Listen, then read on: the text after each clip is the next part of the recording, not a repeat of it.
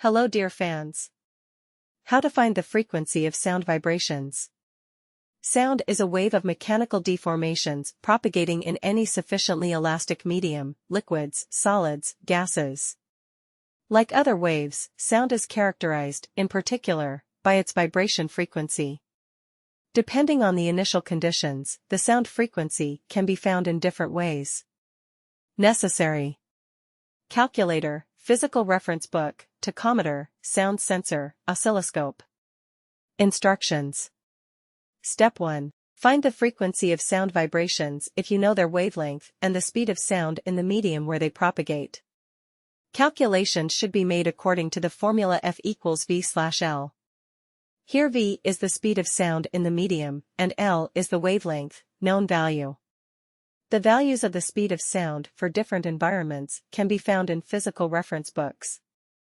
So, for air under normal conditions, temperature around 20 degrees Celsius and pressure close to atmospheric, this value is 341 m/s.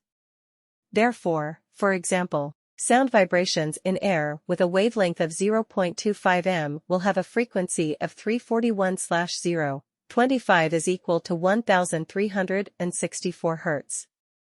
Step 2.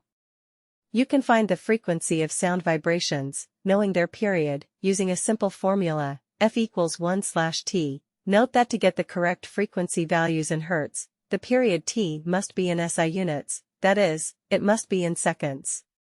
Step 3. To obtain the frequency of sound vibrations propagating in a real environment, carry out a physical experiment. Use a specialized device, a tachometer.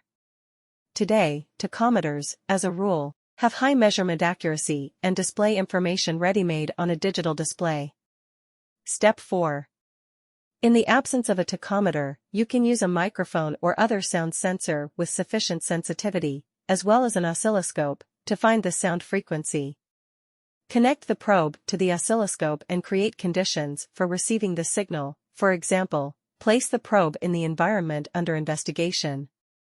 Adjust the sensitivity of the oscilloscope so that the fluctuations on the screen are displayed with sufficient amplitude. Get a stable picture by adjusting the sweep frequency. Find out the period of sound vibrations, focusing on the scale of the device. Find the frequency using the method described in the second step. Thanks for watching.